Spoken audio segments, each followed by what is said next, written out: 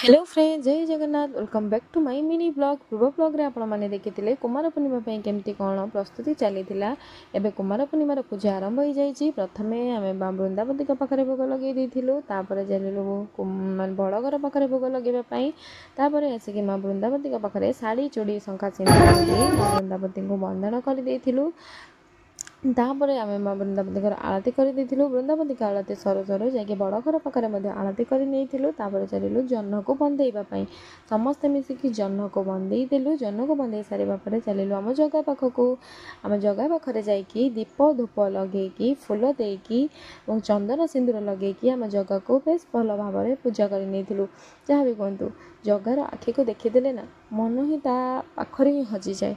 जिते से आम बड़ ठाकुर ना आम ओडिया मानकर गर्व आ गौरव से पाखे जगह पाखे मुंडिया मारिकी आम बही पढ़ी बही पढ़ा सहित आम कुमार पूर्णिमा पूजा एमती संपूर्ण होता। आसिक समस्ते डांस कर मजामस्ती करने एमती करके आमर बड़ घर पूजा संपन्न हो गला। नेक्स्ट भिडियो आपने कुमार पूर्णिमा केमती कौन हो देखिपारे।